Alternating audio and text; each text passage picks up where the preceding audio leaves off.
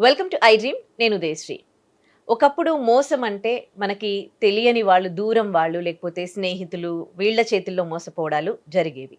కానీ ఇప్పుడు మోసము ఎవరినైనా చేయొచ్చు. ఎవరి చేతిలోనైనా కూడా మనం మోసపోవచ్చు. తల్లిదండ్రుల చేతుల్లో పిల్లలు కావచ్చు, ప్రేమించిన వాడి చేతిలో పార్ట్నర్ కావచ్చు. ఎవరినైనా మోసం చేయొచ్చనమాట. అయితే మోసపోగానే ప్రాణం తీసుకోవడమో, ప్రాణం తీయడమో జరుగుతోంది. ఇదేనా దీనికి సొల్యూషన్? రీసెంట్‌గా ఎల్బీ నగర్‌లో గోవర్ధన్, సరిత ఇద్దరు ప్రేమించుకున్నారు. వాళ్ళు పెళ్లి చేసుకొని కూడా 1 ఇయర్ అయితోంది. వాళ్ళకి బేబీ కూడా ఉంది. కానీ సరిత గోవర్ధన్‌ని మోసం చేసి, ఆ బాబుని వేరే వాళ్ళకు ఇచ్చేసి, గోవర్ధన్‌తో ఉండకుండా వెళ్ళిపోవడం జరిగింది. దీంతో మనస్తాపానికి గురైన గోవర్ధన్ ఆత్మహత్య చేసుకున్నాడు. చాలా చాలా బాధాకరం ఇది. గోవర్ధన్ ఎంత మానసిక క్షోభ అనుభవించి ఉంటాడు. గోవర్ధన్ లాగా చాలామంది మోసపోతూ ఉన్నారు. అమ్మాయిలు మోసం చేస్తూ ఉన్నారు, అబ్బాయిలు మోసం చేస్తున్నారు. మరి ఇలా మోసపోయినప్పుడు ప్రాణం తీయడము, ప్రాణం తీసుకోవడము ఇదే నా సొల్యూషన్. గోవర్ధన్ సంఘటన నుంచి మనం ఏం నేర్చుకోవాలి? మనకు తెలియజేయడానికి మనతో ఉన్నారు motivational speaker, family counsellor and public speaker Rajani Rama గారు. నమస్తే అమ్మ. నమస్తే అమ్మ.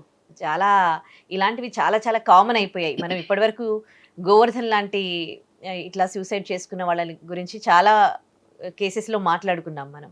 కానీ అయినప్పటికీ కూడా అంటే ఎంత మానసిక క్షోభ అనుభవించి ఉంటే ఆయన ఆ అమ్మాయిని ఎంత ప్రేమించి ఉంటే ప్రాణం తీసుకున్నాడు.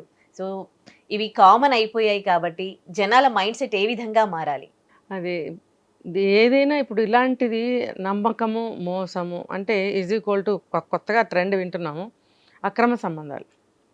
అంటే ఇప్పుడు ఈ అమ్మాయి కూడా ఆ పనే చేసింది కదా, వేరే అతన్ని మ్యారేజ్ చేసుకుని వెళ్ళిపోయి. అంటే మ్యారేజ్ కన్నా ముందు ఏ సంబంధం లేకుండానే మ్యారేజ్ వరకు వెళ్ళరు కదా.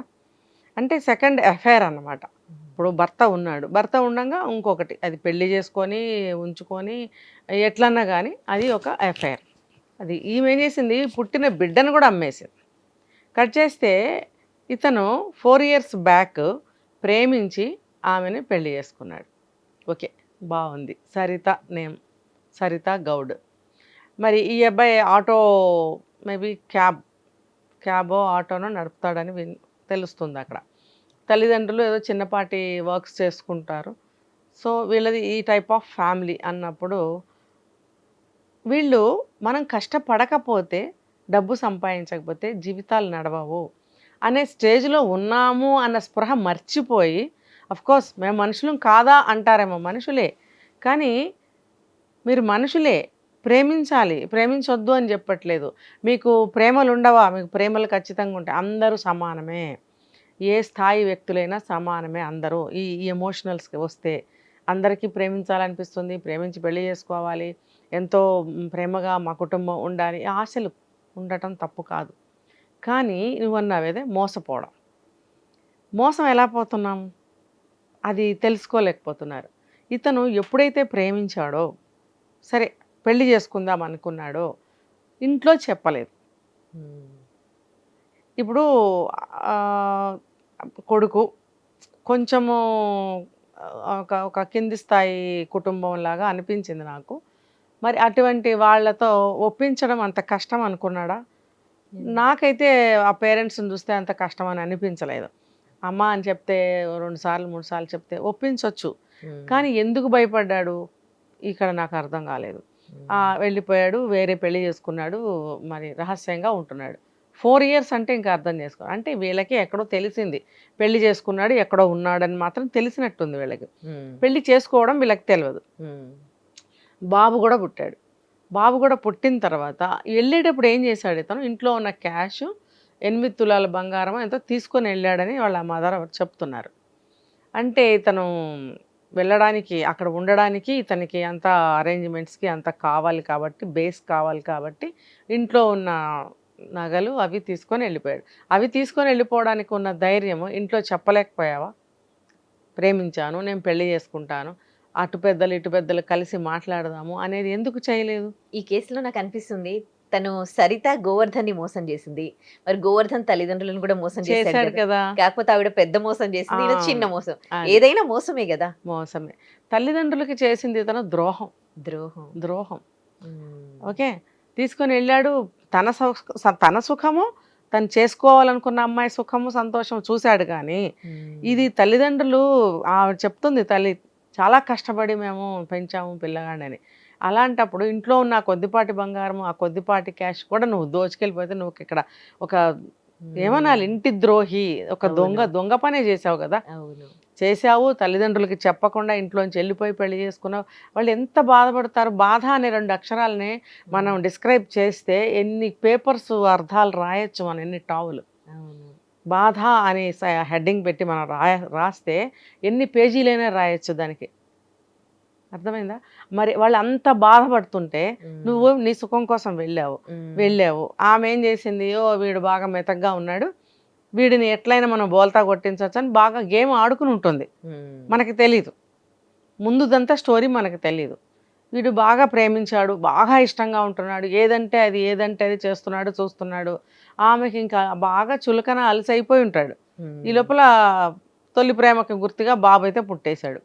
పుట్టేసిన తర్వాత ఎప్పుడు నేను ఒక పాయింట్ చాలా వీడియోలో చెప్పాను ఉదయ, నువ్వు ఎంత ప్రేమించినా దానికి ఒక స్టైల్ ఉండాలి. ప్రేమించానని చెప్పి కాళ్ళ దగ్గర నువ్వు పూజలు చేయక్కర్లేదు, కాళ్ళు గడిగి నెత్తిని చల్లుకోక్కర్లేదు, కాళ్ళ బడి నువ్వు దాసరికం దాస్యం చేయక్కర్లేదు. అది అమ్మాయినా అబ్బాయినా. ఇక్కడ ఈ అబ్బాయి కేసు కాబట్టి మన అబ్బాయి గురించి మాట్లాడదాం. ప్రేమించాను అని చెప్పి కాళ్ళ పడి నువ్వు దాస్యరకం చేస్తే కూడా అవతల అమ్మాయికి నచ్చదు. భర్త ఎప్పుడూ కూడా ఆర్డర్లీగా ఉండాలని నేను చాలాసార్లు చెప్పాను. అంటే కొట్టి తిట్టి ఆర్డర్ చేసి పని చేయించుకోవాలా ఏంటి ఇవిడు మాట్లాడుతుంది, నేను అలా అనట్లేదు. కొట్టి తిట్టి కాదు, నువ్వు ఎంత ప్రేమగా చూస్తావో. అంటే భార్యను ఎప్పుడు కూడా గుండెల్లో పెట్టుకుని ప్రేమించాలి. ఓకే, ఇక్కడ పెట్టుకోవద్దు. ఇక్కడ స్థానం తల్లిదే, తల మీద స్థానం తల్లిది, గుండెల్లో స్థానం భార్యది. గుండెల్లో గుడి కట్టాను ఉంటాయి, గుండెల్లో గుడి కట్టు. ఓకే, తల్లికి నువ్వు గుడి కట్టట్లేదు, తల్లిని కేవలం తల మీద పెట్టుకుంటే ఆవిడ గౌరవం ఆ స్థాయిలో ఉంటుంది, ఆవిడకి ఇచ్చే గౌరవం ఆ స్థాయిలో ఉంటుంది కాబట్టి తల మీద అని చెప్పారు. మరి భార్య ప్రేమని నువ్వు ఎలా చూపిస్తావు? అంత ప్రేమ నువ్వు గుండెల్లో గుడి కట్టాను అన్నంత ప్రేమ నువ్వు చూపించవచ్చు, తప్పులేదు. కానీ దాన్ని అలుసుగా అయ్యే విధంగా నువ్వు ప్రవర్తించకూడదు. అర్థమైందా? ఆ డిఫరెన్స్ ఎవరికాళ్ళు తెలుసుకోవాలి. అప్పుడు ఏమవుతుంది, నువ్వు ఒక కాఫీ తీసుకురా అని నువ్వు అడగలేనప్పుడు నిన్ను అలసే కడుతుంది. టైం అవుతుంది భోజనం పెట్టు అని నువ్వు అనలేనప్పుడు నువ్వు అలసే అవుతావు. నువ్వు ప్రేమించినంత మాత్రాన, గుండెల్లో గుడి కట్టినంత మాత్రాన భోజనం పెట్టు టైం అవుతుందని ఆర్డర్ చేయటానికి తప్పే ఉంది? ఇక్కడ తప్పు లేదు. ఆమె వంట చెయ్యాలి, నువ్వు భోజనం పెట్టమని అడగాలి, ఆవిడ పెట్టాలి. అడగకుండానే భోజనం పెట్టాలి, భార్య పెడుతుంది. నాలాంటిది టైం అవుతుంది రండి పిలుస్తూ ఉంటుంది అనమాట పిల్లల్ని భర్తని. మరి ఇప్పుడు ఈ కాలంలో కాబట్టి టైం అవుతుంది భోజనం పెట్టు అని అంటే పెట్టాలి. అలా అనలేదు అనుకో, వాడే పెట్టుకు తింటాడులే, వాడికి టైంకి పెట్టేదేంటి, ఎందుకు అతి ప్రేమగా మాట్లాడుతున్నాడు కదా. చాలా అంటే అతి ప్రేమగా ఉన్నవాళ్ళు బుజ్జి బంగారం కన్నా గొన్న అనుకుంటూ వాళ్ళకి ఎంతో లైగా లబ్జుగా దిగజారిపోయి మాట్లాడుతూ ఉంటారనమాట. వాళ్ళని ఏమన్నంటే వెళ్ళి యుద్ధం చేసి రావటం, వాళ్ళని ఏమన్నంటే వాళ్ళని తన్ని రావటం, ఈ స్టైల్లో ఉంటుంటారు. అప్పుడు ఏమవుతుందంటే అస్సలు నచ్చదు భార్యకి. నా భర్త మ్యాన్లీగా ఉండాలని కోరుకుంటుంది. ఒక ఆర్డర్ చేయాలని, ఒక చూపు చూసినా, ఒక చిరునవ్వు నవ్వినా. చూడండి, చాలామంది మగవాళ్ళు చిరునవ్వుతోనే ఉంటారు, పక్కపక్క నవ్వరు. పక్కపక్క నవ్వితే ఏ ఆడపిల్ల నచ్చుకోదు. నైస్గా చిరునవ్వు నవ్వితేనే నచ్చుకుంటుంది. తర్వాత అసలు నవ్వని మగాడినే ఇష్టపడతారు అనే కొన్ని కొటేషన్స్ ఉన్నాయి, ప్రూవెన్. ఓకే, అది నువ్వు పక్కపక్క అమ్మాయి జోక్ వేసినా వేయకపోయినా నువ్వు పక్కపక్క నవ్వుతూ, ఆ అమ్మాయి కోపం వచ్చినప్పుడు నువ్వు పక్కపక్క నవ్వుతూ ఆమెని దువ్వాలని ప్రయత్నించినప్పుడు నీ నటన ఖచ్చితంగా తెలిసిపోతుంది. అఫ్కోర్స్ నీ దృష్టిలో నటన కాదు, ఆమె దృష్టిలో నటన. అబ్బాయి వీడే ఓవర్ యాక్షన్ చేస్తున్నాడు, ముఖం మీద అనే అమ్మాయిలు కూడా ఉంటున్నారు. ఇప్పుడు నువ్వు ఓవర్ యాక్షన్ ఆపు, నవ్వింది జాలేతి, చేసింది జాలేతి తీసి పారేస్తూ ఉంటారు. నువ్వేమో మనసులో ఎంత ప్రేమ పెట్టుకుని నువ్వు ఇలా ప్రవర్తిస్తున్నావు, ఆమె దృష్టిలో అలా ఉంటుంది. అలా చేయడం వల్ల అలసైపోయి వీడు మగాళ్ళ కనపడకుండా ఏదంటే అది తెచ్చేవాడు, ఏది చెప్తే అది చేసేవాడు, ఏమన్నా నోరు మూసుకునేవాడు అనే ఒక చులకన భావం వచ్చేసి చివరికి ఏమవుతుందంటే నచ్చకుండా పోతారు. ప్రతిదానికి ఎస్ అంటున్నాడు, నచ్చదు. అలాంటప్పుడు ఇంకొక మగాడిని కోరుకొని వెళ్ళిపోవడం. ఆ వెళ్ళిపోయే క్రమంలో ఏంటంటే ఆమెకు డబ్బాస కూడా ఉండాలి. ఈ ఈ ఈ బంగారము ఈ ఉన్న డబ్బు ఏదైనా తీసుకుని వెళ్ళిపోయింది. వెళ్తూ వెళ్తూ పిల్లగాడిని కూడా అమ్మేసింది. అంటే పిల్లాడు అడ్డము, ఎవరికి ఇవ్వాలి, ప్లస్ డబ్బు కావాలి, ఎవరికో అమ్మేసింది, ఎవరికి అమ్మిందో మనకు తెలియదు. అవన్నీ మెల్లగా బయటకు వస్తాయి. సో ఇలా డబ్బంతా తీసుకుని ఇంకొకరిని వెళ్ళి పెళ్ళి కూడా చేసుకుందట. అంటే నువ్వు ఎంత ప్రేమించావు, ఎప్పుడు కూడా ఎంత బాధ వచ్చినా కోపం వచ్చినా నవ్వుతూనే నువ్వు ఉన్నావు నీ దృష్టిలో ఇంత ప్రేమించానని నువ్వు అనుకుంటున్నావు, ఆ అమ్మాయి దృష్టిలో అది నచ్చల. రెండోది గొడవలు, ఇద్దరికి గొడవలు కూడా అయ్యాయని చెప్తున్నారు లాస్ట్లో. ఈ గొడవల్లో ఏమేమి వచ్చాయి, చాలా వచ్చేస్తాయి, అక్కడ చాలా వస్తాయి. ఇద్దరికి గొడవలు, చివరికి ఆ అమ్మాయి వెళ్ళిపోయింది. ఈ అబ్బాయి దృష్టిలో ఏమో మోసం చేసి వెళ్ళిపోయింది. నీకు నేను ఏం తక్కువ చేశాను, నన్ను వదిలి ఎందుకు వెళ్ళిపోయావు ఇవే మాట్లాడుతున్నాడు. అంటే మనం చేసిన తప్పుల్ని మనం గుర్తు పట్టలేం, నిజంగా మనకు తెలియదు కూడా, ఒకళ్ళు చెప్తే తెలుస్తుంది. కరెక్ట్. అది ఆ అబ్బాయికి తెలియలేదు. ఇప్పుడు తన తల్లిదండ్రులని మోసం చేసి ఉండొచ్చు, మీరు అంటున్నారు అతిగా ప్రేమించడం వల్లనే ఇవాళ ఆయన గోవర్ధన్ చనిపోయాడు, ఆవిడ్ని ఎక్కువగా ప్రేమించాడు, ఇలా ఉండాలి మగవాళ్ళు అంటే. ఇక్కడ అమ్మాయి క్యారెక్టర్ చూస్తే కన్న కొడుకు బాబు, చిన్న బాబు 9 నెలలు నవమాసాలు మంచి అదేంటి మోసి కని పెంచి కన్న బాబుని అట్లా వదిలేసింది. అండ్ అంతగా ప్రేమించుకున్నారు 4 ఇయర్స్లో, 4 ఇయర్స్ అంత ప్రేమించుకున్నారు. ఇప్పుడు ఆమెకు ఆ ప్రేమే లేదు.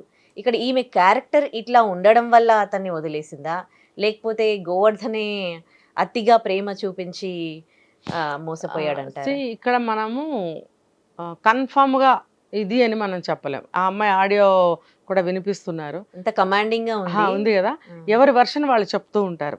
కానీ రెండిటి మధ్యలో ఒక క్లిక్ పాయింట్ ఉంటుంది. ఆ క్లిక్ పాయింట్ని పట్టుకోగలిగితే జడ్జ్మెంట్ ఈజ్ వెరీ ఈజీ. ఎట్లా అంటే ఇప్పుడు ఆమె వెళ్ళిపోయింది, ఇందులో నేను ఈ అబ్బాయి అతిగా ప్రేమించాడు అని నేనెందుకు చెప్తున్నానంటే, ఆ అబ్బాయి ఏడుస్తూ పెట్టిన, సూసైడ్ చేసుకునే ముందు ఏడుస్తూ పెట్టిన ఒక వీడియో నేను చూడటం జరిగింది. అందులో పదే పదే బాగా ఏడుస్తూ ఈ మాట చెప్తున్నాడు, నువ్వు ఎందుకు వెళ్ళిపోయావు, నేనేం తక్కువ చేశాను. మళ్ళీ తల్లిదండ్రులకు చెప్తున్నాడు, మోసం చేసింది, ఆ మోసాన్ని తట్టుకోలేకపోతున్నాడు. మళ్ళీ ఇక్కడ చివరిలో ఆ ప్రేమలో నుంచి వచ్చింది అతనికి రివెంజ్ తీర్చుకోవాలని. తల్లిదండ్రులకి ఏం చెప్తున్నాడు, ఈ వీడియోలో నా ఫోన్లో అన్ని సాక్ష్యాలు ఉన్నాయి, ఆమెను పట్టించండి. ఎందుకు, పిల్లాడిని అమ్మేయటం ఇతను తట్టుకోలేకపోయాడు. తర్వాత తన ప్రేమను తృణీకరించి వెళ్ళిపోవడం, ఇంకొకరిని పెళ్లి చేసుకోవడం, తర్వాత ఆ నగల డబ్బు కూడా తీసుకెళ్ళిపోవడం, తర్వాత మళ్ళీ ఆడియోలో ఇష్టం వచ్చినట్టు మాట్లాడటం, బిఫోర్ దట్ వీళ్ళిద్దరు గొడవలు పడటం, ఇవన్నీ కూడా ఇతని హృదయం తట్టుకోలేకపోయింది. ఓకే, అంటే తను చేసిన తప్పులు అప్పుడు కనపడవు, అతను ఏం చేశాడు అనేది మనకు తర్వాత తెలుస్తుంది. ప్రస్తుతం అతని వర్షాన్ని బట్టి నేను చెప్పడం జరిగింది. ఇతను ఎంత చెప్తున్నాడు, నేను అతిగా ప్రేమించాను, వాళ్ళ అమ్మ వాళ్ళు కూడా చెప్తున్నారు చాలా బాగా ఇష్టంగా ప్రేమించాడు, మాకు కూడా చెప్పకుండా పెళ్లి చేసుకున్నాడు అని చెప్పినప్పుడు అతను చాలా ఎక్కువగా ప్రేమించాడని నాకు అర్థమైంది. ఇక్కడ ఈ అమ్మాయి చూస్తే నేను చెప్పిన కారణం వల్లే అమ్మాయి వెళ్ళిపోయిందని అనుకోవడానికి లేదు, ఇంకా ఏమన్నా కారణాలు ఉన్నాయా, అసలు ఆ అమ్మాయి క్యారెక్టర్ మంచిది కాదా. ఇప్పుడు నువ్వు అన్నట్టు నవమాసాలు మోసి కన్న బిడ్డను కూడా ప్రేమించి పెళ్లి చేసుకున్నప్పుడు ఆ నవమాసాలు మోసి కన్న బిడ్డని వదిలేయగలిగింది అంటే ఆ అమ్మాయిది అక్కడ ప్రేమ కాదు, అట్రాక్షన్, డబ్బే డబ్బే డబ్బే డబ్బే. సరే వయసు మోజు అది పక్కన పెడదాం, అట్రాక్షన్ ఒక డబ్బు, మెయిన్ డబ్బు. వాడెవరి దగ్గర డబ్బు ఉంది, వెళ్ళిపోయింది అంటున్నారు. రేపొద్దున వాడి దగ్గర డబ్బు తగ్గుతుంది, ఇంకోటి దగ్గర డబ్బు ఉంటుంది, వెళ్ళిపోతావా. సో ఇక్కడ ఈ అమ్మాయి క్యారెక్టర్ నాట్ కరెక్ట్.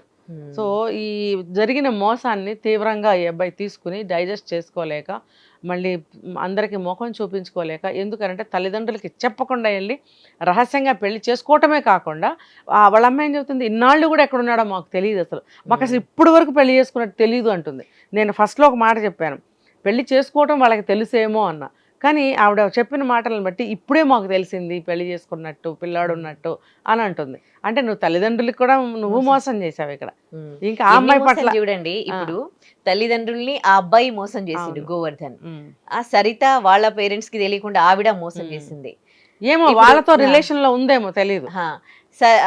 ఏంటి, ఇక్కడ గోవర్ధన్ తల్లిదండ్రుల్ని మోసం చేస్తే గోవర్ధన్ ని భార్య మోసం చేసింది, ఆ భార్య కూడా కన్న కొడుకుకి మోసం చేసింది. ఎన్ని మోసాలు చూడండి, ఇక్కడ ఎవరినైనా మోసం చేసేస్తున్నారు. ఇక్కడ ఆ అమ్మాయి తల్లిదండ్రుల సపోర్ట్ ఉందని అబ్బాయి తల్లి చెప్తుంది. మనం ఇక్కడ మర్చిపోయాం ఏంటంటే వాళ్ళ చుట్టాలతోటి కొట్టించిందంట ఈ అబ్బాయిని బిఫోర్ డే. వెళ్ళిపోయి ఎవడన్నా పెళ్లి చేసుకోవటమే కాకుండా ఈ చనిపోయే ముందు రోజు ఎప్పుడో వాళ్ళతో కొట్టించిందంట. ఆ మనస్తాపంతో కూడా ఇంటికి వచ్చాడు ఏమి అన్నం తినలేదు అట్లానే పడుకున్నాడు, మర్నాడు ఆలోచించుకొని ఈ పని చేశాడని చెప్తున్నారు. ఎంత దారుణం కదా. అందుకనే మనం పెళ్ళి చేసుకోవద్దు ప్రేమించొద్దు అని మనం ఏం చెప్పలేం. ఇది ఏది కూడా మనం లాటరీ వేసి లేకపోతే మనం దుర్బిణి వేసి చూసి ఇది కరెక్ట్గా జరుగుతుందని మనం చెప్పలేం. ఎక్కడికక్కడ జాగ్రత్తగా ఉండటము. తర్వాత ఏంటంటే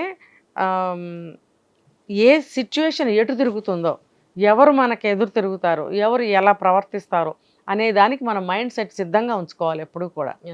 ఏమో ఎటు నుంచి ఏమొస్తుందో మనకు తెలియదు, మన జాగ్రత్తలు మనం అంటారు కదా, అట్లా ఉండండి. అంటే భార్యను అనుమానించమని కాదు. ఇప్పుడు ఎప్పుడైతే గొడవలు స్టార్ట్ అవుతున్నాయో అప్పుడు నీ జాగ్రత్తలో నువ్వు ఎందుకు లేవు? సెల్ఫ్ లవ్ అనేది చాలా ఇంపార్టెంట్ అని కూడా ఇంపార్టెంట్. వాళ్ళని వాళ్ళు ప్రేమించుకుని ఆ తర్వాత ఇంకో పర్సన్ లవ్ చేయాలి కానీ, లేకపోతే చాలా ఆ పెయిన్ తీసుకోవడం చాలా కష్టం. తర్వాత ఏంటంటే ఇలా మరీ ఇంత తీవ్ర రూపంలో గొడవలు అవుతున్నప్పుడన్నా వాళ్ళ తల్లిదండ్రులతో టచ్లో ఉంది కదా, కానీ అప్పుడైనా ఇటువైపు వాళ్ళని అటువైపు వాళ్ళని కలిపి పెద్దల్ని మాట్లాడించుకోవాలి. ఇక్కడ జరిగిన పొరపాటు ఏంటంటే ఇతని తల్లిదండ్రులకి చెప్పకపోవటం వల్ల పెళ్లి విషయం లాస్ట్ వరకు తన బాధలో ఏమి చెప్పుకోలేకపోయాడు. ఆ అమ్మాయి యాజ్ యూజువల్ వాళ్ళకి చెప్తుంది కాబట్టి అమ్మాయికి సపోర్ట్ దొరికింది. అసలు వీళ్ళిద్దరి మధ్యన ఏం గొడవలు జరిగాయి కాబట్టి విడిపోతున్నామని వాళ్ళ పేరెంట్స్కి చెప్పడం వల్ల వాళ్ళు ఆ అమ్మాయికి సపోర్ట్గా నిలబడటం వల్ల ఈ అబ్బాయిని కొట్టించడము, ఆ అమ్మాయిని ఎంకరేజ్ చేయటం, నువ్వు వేరే వాడితో వెళ్తావా పెళ్లి చేసుకుంటావా అనే విషయాల్లో వాళ్ళ సపోర్టు ఎంకరేజ్మెంట్ ఉంది కాబట్టి అమ్మాయి చేయగలిగింది. నీకు ఆ పిల్లగాడు అడ్డం ఎందుకు, వాడిని ఏదో ఒకటి చేసేసే అమ్మేసేయి అని అన్నారు, కానీ ఈమె చంపేసిందేమో. ఎవరికి అమ్మావు నువ్వు? ఎంక్వైరీలో తేలాలి. అమ్మటం నిజమైతే ఎవరికి అమ్మిందో తెలుసు కదా, ఆ బాబుని తీసుకురావాలి. ఇలాంటి మోసం చేసిన వాళ్ళకి స్ట్రాంగ్ పనిష్మెంట్లు కూడా ఉండాలి. ఇంకా చేసుకుంటూ పోతూనే ఉంటారు వీళ్ళు, ఇలాంటి మోసాలు మోసపోతూనే ఉంటారు చాలా మంది. అవును, రైట్. ఏదేమైనా కానీ ఇలాంటివి మళ్ళీ రిపీట్ కాకుండా దీంట్లో కూడా స్ట్రాంగ్ పనిష్మెంట్స్ ఇవ్వాలని కోరుకుందాం. థ్యాంక్ యూ సో మచ్ అండి.